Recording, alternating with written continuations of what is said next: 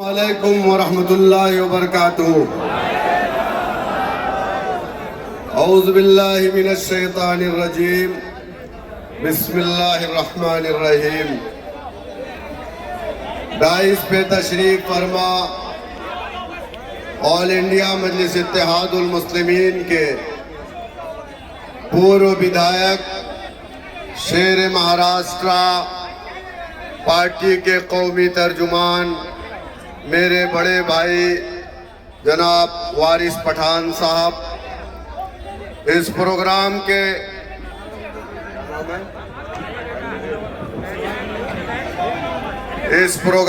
के ऑर्गेनाइजर और आपके प्रत्याशी जनाब मुनव्वर साहब, वार्ड 187 से जनाब फरहान साहब, वार्ड 184 से अमीना आरिफ सैयद, और मेरे सामने बैठे धारावी के इस इलाके के मेरे गयूर नौजवानों, मेरे बुजुर्गों, पर्दे में बैठकर सुनने वाली मेरी इज्जतदार माँ और बहनों, सबसे पहले तो मैं आपसे पूछना चाहता हूँ कि यहाँ पर उत्तर प्रदेश के लोग कितने हैं?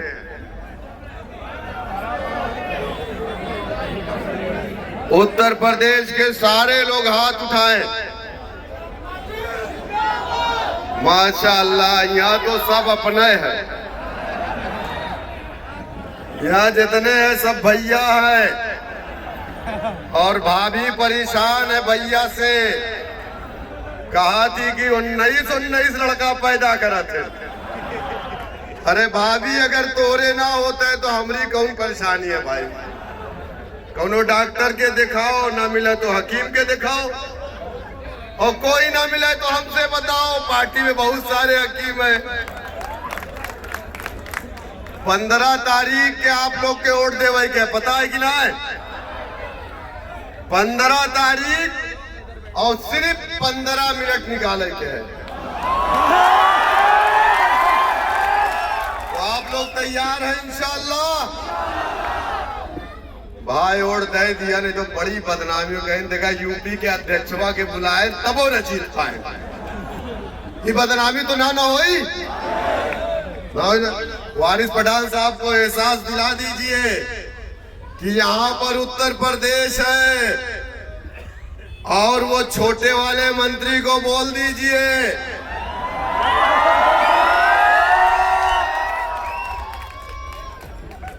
छोटे वाले कहा था वैसी साहब का जरबनवा खींच ले भाई। अब वो के ही बताए था कि वैसी साहब का जरबनवा तो से बड़ा है। मेरे दोस्तों, मेरे बुजुर्गों, आज जरूरत है हमें अपनी सफों में इत्तेहाद कायम करने की। तमाम पार्टियां आपके दरमियान में है। पंचर साइकिल भी यहाँ है क्या? आपको मालूम है कि साइकिल 2 टुकड़ों में बट गई है। अगला पहिया आसिम भाई लेके घूमत है, और पिछला पहिया शेख रईस लेके घूमत है। तो फिर साइकिल तो पंचर है, उसका कोई मसला ही नहीं है। और यहाँ पर वो भी है तार, तू तार ही बोलते ना, नहीं है? नहीं होगा तो उसका भतीजा होगा। तो उसका भतीजा किसके साथ है? अरे उसका भतीजा बाबरी मस्जिद के शहीद करने वालों के साथ है। उसका भतीजा हमारी औकात की जमीन छीनने वालों के साथ है। उसका भतीजा हमारी शरीयत में मुदाखलत करने वालों के साथ है। उसका भतीजा हमारे आका को गाली देने वालों के साथ है। तो क्या आप उसके भतीजे के साथ हैं? क्या हम ऐसे लोगों का साथ देंगे जो अम्मा आयशा को गालियां देते हैं?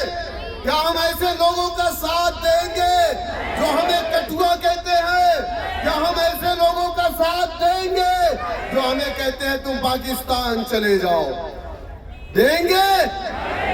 मेरे दोस्तों, मेरे बुजुर्गों, मैंने कई उलमा से पूछा कि आप मुझे एक बात का जवाब दे दीजिए कि किसी भी मैदान में, चाहे वो मैदान सियासत का हो, चाहे वो मैदान जंग का हो, चाहे वो मैदान इमामत का हो, क्या कहीं पर गैरुल्लाह की क़यादत को कबूल करने के लिए अल्लाह सुब्हानहू तआला ने इजाजत दी है? लेकिन आज तक मुझे कोई जवाब नहीं मिला। मैंने कहा अगर आप मुझे जवाब दे दोगे तो मैं भी अखिलेश यादव या मायावती या नरेंद्र मोदी के साथ हो जाऊंगा।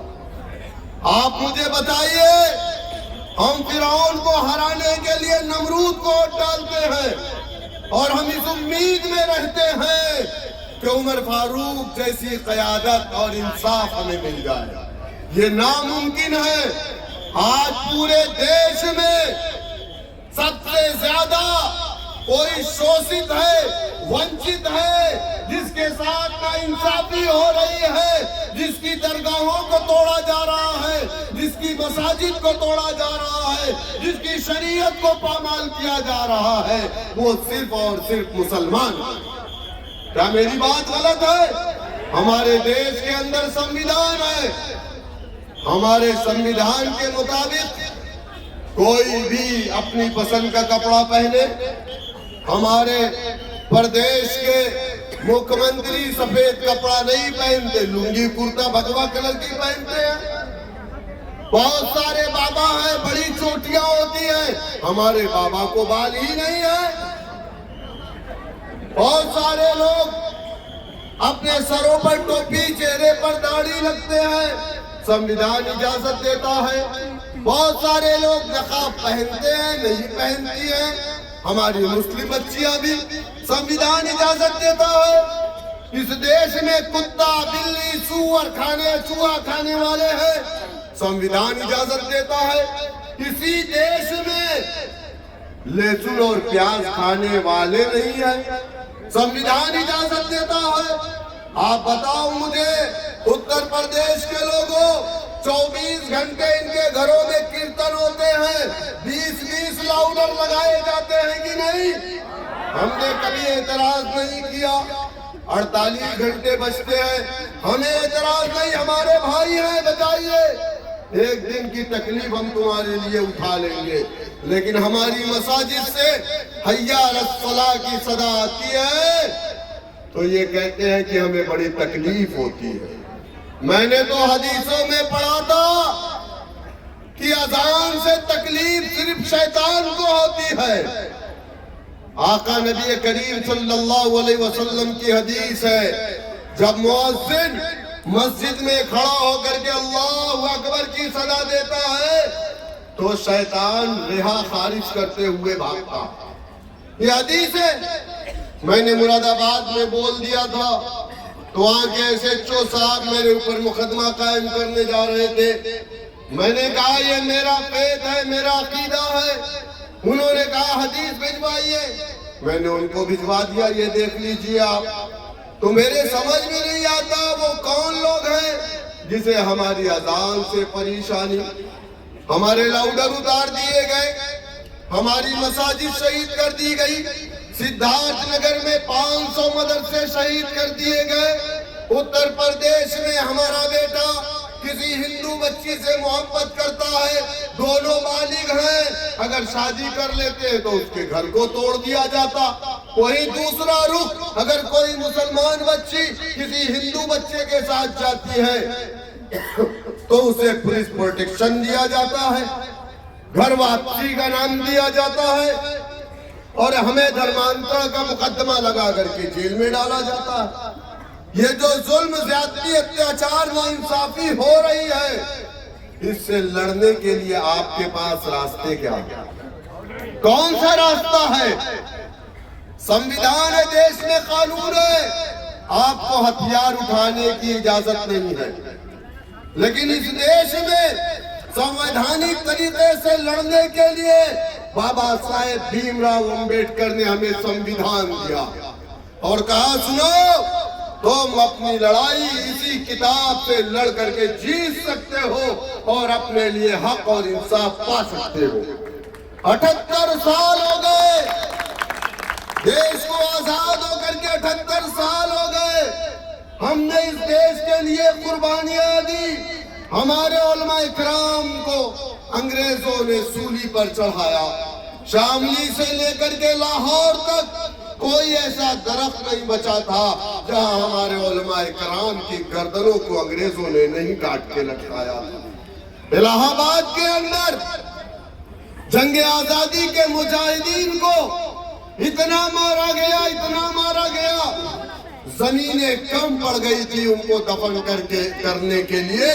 जंगलों को आग लगा करके उनकी लाशों को जंगलों में फेंक दिया गया। तब जाकर के ये मुल्क आजाद हुआ। रेशमी रुमाल की तहरीक हमने चलाई, उद्धव ठाकरे के बाप ने नहीं चलाई थी।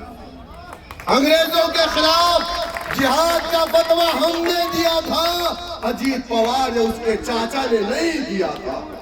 ये लोग जिहाद के नाम से इतना डरते क्यों है पता है आपको?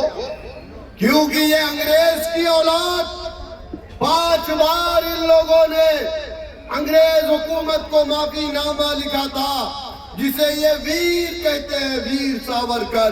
वो वीर नहीं, वो डरपोक सावरकर था जिसने 5 बार अंग्रेजों को माफीनामा लिखा और कहा मुझे माफ कर दो, मैं आज से तुम्हारा गुलाम।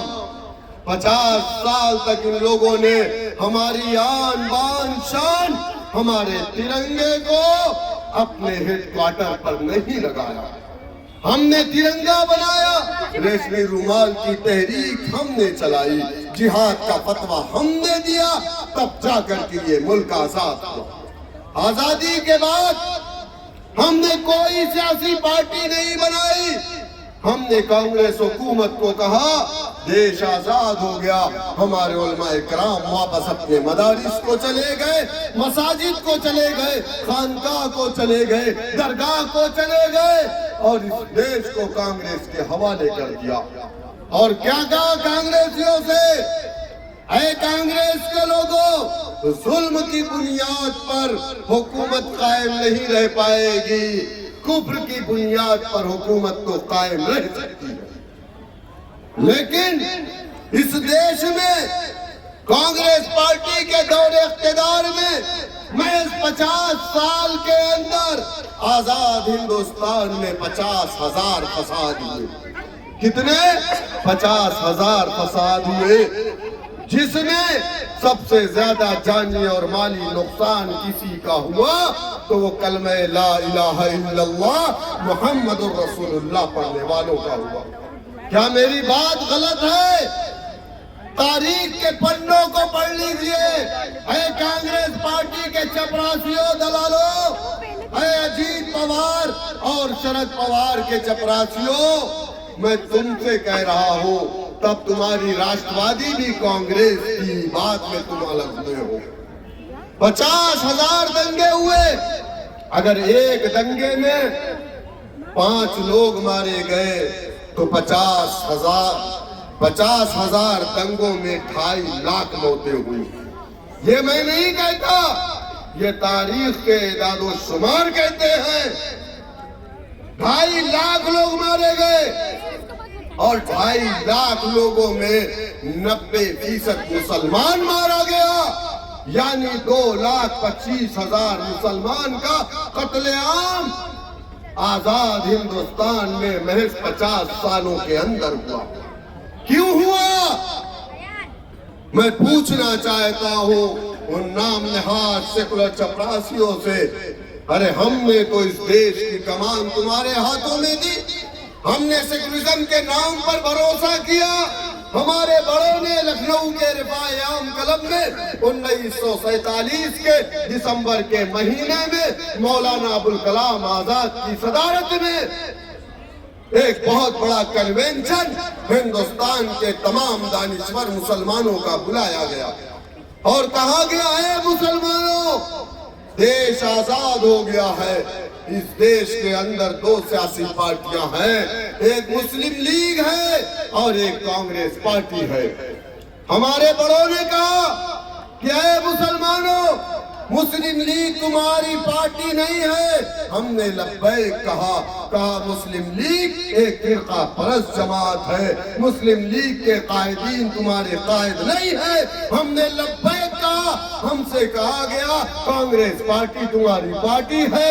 हमने लब्बैक कहा नेहरू तुम्हारा लीडर है। हमने लब्बैक कहा, कांग्रेस पार्टी के डंडे झंडे को हमने अपने कंधों पर रखा, जिंदाबाद के नारे लगाए, वोट दिया, नोट दिया, सपोर्ट किया। 1 साल 2 साल 3 साल नहीं, 60 साल तक हमने इस मुल्क का इख्तियार कांग्रेस पार्टी को दिया। क्या मेरी बात गलत है? मुसलमानों, मुहासबा करो। आप तो बड़े का पाया खा करके सो जाते हैं, सोचते ही नहीं कि क्या हो रहा है। मुहासबा करो।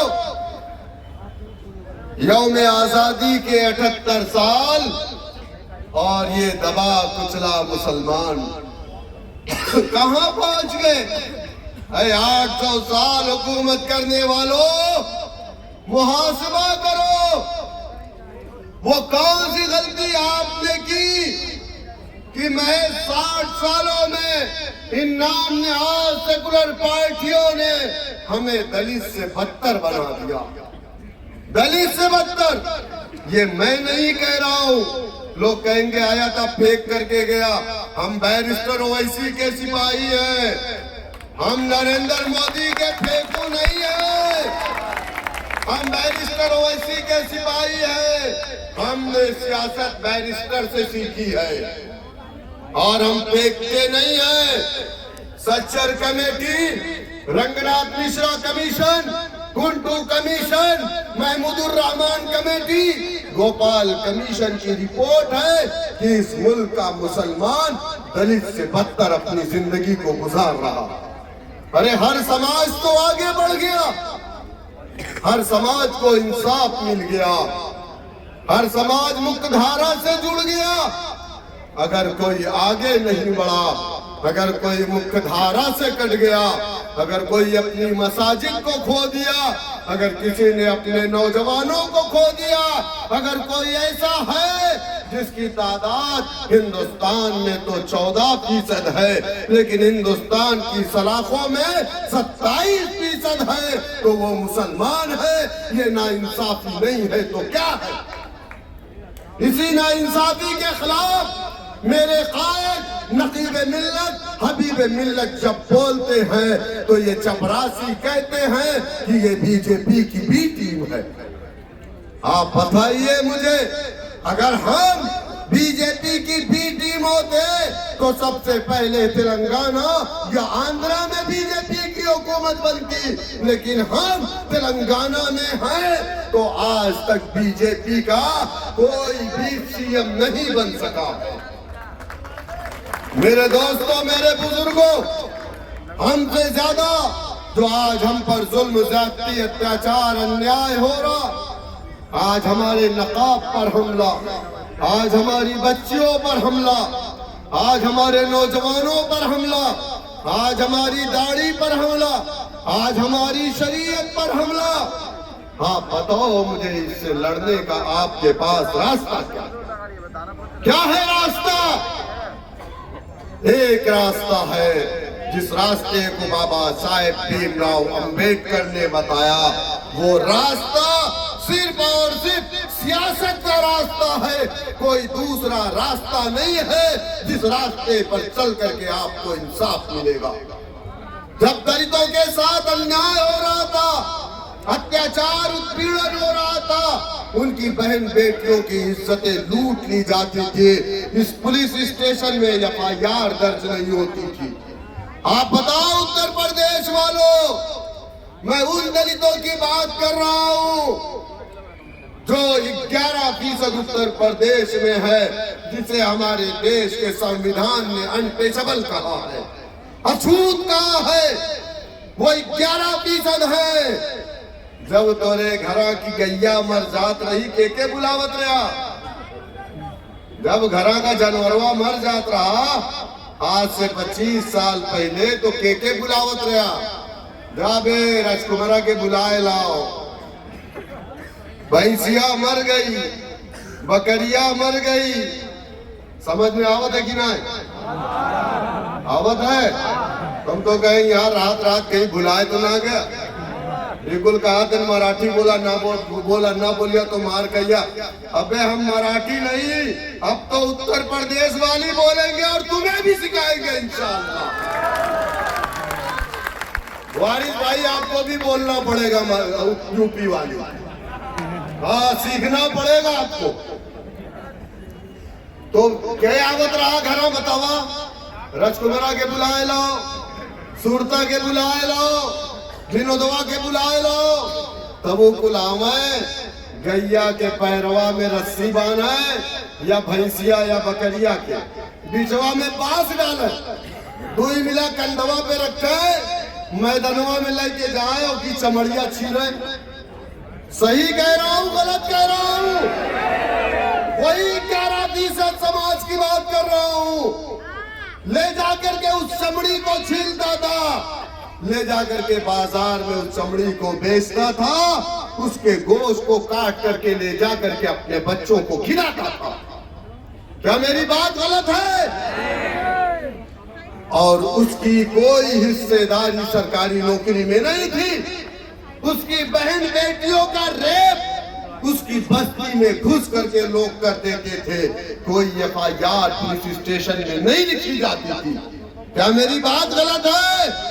आप बताओ, उसके इलाके में स्कूल होते थे, उसके इलाकों में अस्पताल होते थे, उसके इलाकों में जाने की रास्ते होते थे। अब कह देते का बतावा चमरौटिया में जाकर रास्ता होता रहा बतावा। और अब अगर सबसे अच्छा रास्ता है तो रास्ता चमरौटी में जाता है। सही है गलत है बतावा? अरे आजमगढ़ वालों बोलो, जौनपुर वालों बोलो, अरे सुल्तानपुर वाले बोलो, इलाहाबाद वालों बोलो, ना बोलिया, गोरखपुर वाले, प्रतापगढ़ वाले, मऊ वाले हैं। प्रतापगढ़ वाले ज्यादा में क्या हो? तब तो आपको राजस्थान वो स्थान गांव याद हो। समाजवादी की सरकार में स्थान गांव में ब्राह्मणों ने मुसलमानों के 52 घर को जला दिया था, याद है ना? मैं गया था, जाकर के मदद करके आया था, तब मजलिस नहीं आई थी। समाजवादी की पूर्ण बहुमत की सरकार थी। यही अबू आसिम आजमी जो झूठी कसम, खुदा कसम, खुदा कसम, खुदा कसम, खुदा कसम, ये अबू आसिम आजमी गए थे और क्या बोले? 50,000 रुपया एक एक घर वालों को। मैं जब वहां गया 250 लोग थे। भला हो उन मदरसे वालों का जिन लोगों ने अपने मदरसों में 250 लोगों को रखा था। जाकर के कहा गया 50,000 रुपया। मैंने कहा मत लेना, बोल देना मेरा घर बना करके दो। क्या 50,000 में कोई घर बनता है? समाजवादी की सरकार थी। डीएसपी जियाउल हक स्थान गांव की जांच कर रहे थे कि इस गांव को किसने जलाया। स्थान गांव उसको लूटा गया। पहले ब्राह्मणों ने लूटा था उस गांव को। बकरी उठा ले गए थे, लोटा उठा ले गए थे, मोटरसाइकिल। हम झूठ बोली थे, झूठ बोली थे। नहीं, बहुत लोग समझे तो ये फेंका था। हम नरेंद्र मोदी की नाई ना फेंकते, हम लोग वैसी साहब के सिपाही हैं। उसकी जांच कौन कर रहा था? डीएसपी जियाउल हक कर रहे थे। और डीएसपी जियाउल हक जब जांच कर रहे थे तो उसको जांच कहां पहुंची?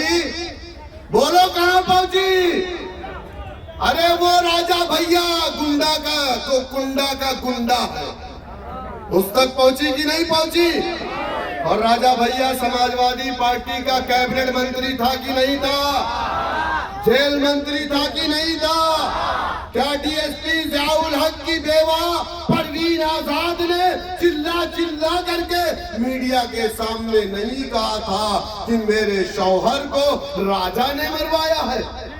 इल्जाम लगा लेकिन वारिस भाई मैं आपको बताऊं, समाजवादी पार्टी की ये निकम्मी सरकार मुसलमानों की बदौलत 222 सीट जीत करके आई थी।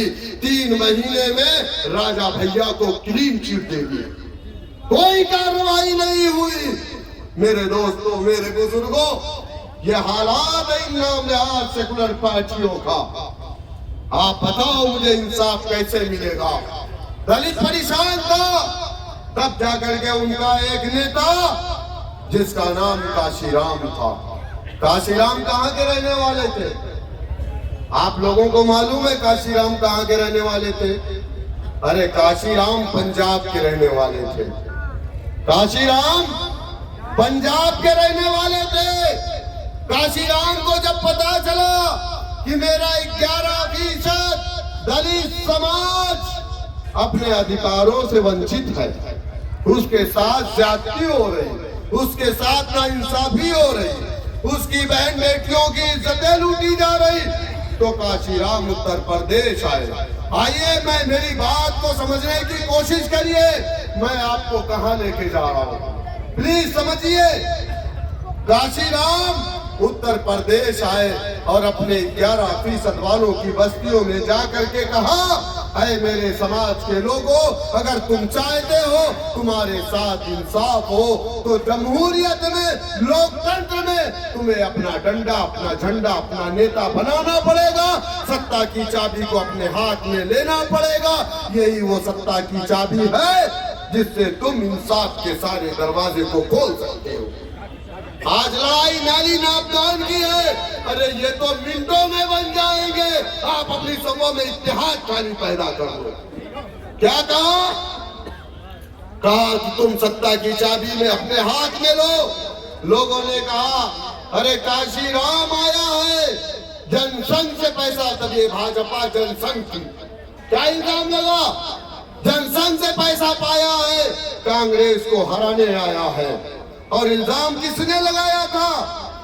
इल्जाम मुसलमानों ने नहीं, बल्कि इल्जाम उनके समाज के पुराने कांग्रेसियों ने लगाया था, जो कांग्रेस पार्टी के एमपी थे, जो कांग्रेस पार्टी के एमएलए थे। अब भैया स्पीच खत्म। मैं तो आपको आखिर पायदान पे लाकर की बात पूरी करना चाह रहा था। मुझे 5 से 7 मिनट और दीजिए, वरना तकरीर का कोई मतलब नहीं होगा। काशीराम ने अपने समाज से कहा सत्ता की चाबी। लोगों ने मजाक उड़ाया, लोगों ने कहा कि वो कौन है 11% वालों को लेकर के गोबर से दाना चुन करके खाने वाले समाज को सत्ता की चाबी देने आया। काशीराम पर बुड्ढों ने इल्जाम लगाया, जो उनके समाज के पुराने कांग्रेसी थे। नौजवान खड़ा हुआ और कहा, सुनो पिताजी, तुमने हमसे गुलामी करवाई कांग्रेस की, अब हम गुलामी नहीं करेंगे। काशीराम हमारा नेता है, नीला परचम हमारा परचम है। बाप मजबूर हो गया। कहते हैं जिस ओर जवानी चलती है उस ओर जमाना चलता है। वही इल्जाम आज हमारे लीडर पर है। लोग कहते हैं कि बैरिस्टर आया है, बीजेपी से पैसा पाया है। मेरे दोस्तों, मेरे बुजुर्गों, दुनिया ने देखा कि 11% मुत्तहिद हुआ, अपने कौम की एक बेटी को हिंदुस्तान के सबसे बड़े सूबे का मुखिया बनाया। आज आप देख लीजिए, पटवारी लेखपाल से लेकर के चीफ सेक्रेटरी तक, होमगार्ड से लेकर के डीजीपी तक उत्तर प्रदेश में दलित का बेटा बना कि नहीं बना? मुलायम सिंह यादव 7% सरकार बनी, 7% यादव उत्तर प्रदेश में, 52% यादव सरकारी नौकरी में है। मुसलमानों 20% हम उत्तर प्रदेश में हैं। हम कहाँ हैं? हम हैं उस थाने में जहाँ दलित का बेटा दरोगा है। हम भी हैं, लेकिन उस थाने की हवालात में है। हमारे बदन पर वर्दी नहीं, बल्कि पट्टे का निशान है। आपको इंसाफ अगर चाहिए तो उसके लिए आपको लड़ना पड़ेगा। आने वाले इलेक्शन में 15 तारीख को 15 मिनट के लिए, अब तक आपने दूसरों को वोट डाला था, अब आपको अपने आप को वोट डालना। डालेंगे ना इंशाअल्लाह? क्या आप तैयार हैं? बोलना चाहता था, क्योंकि अपनी तकरीर 45 मिनट से कम में नहीं होती है। लेकिन यहाँ पर खानों के खान वारिस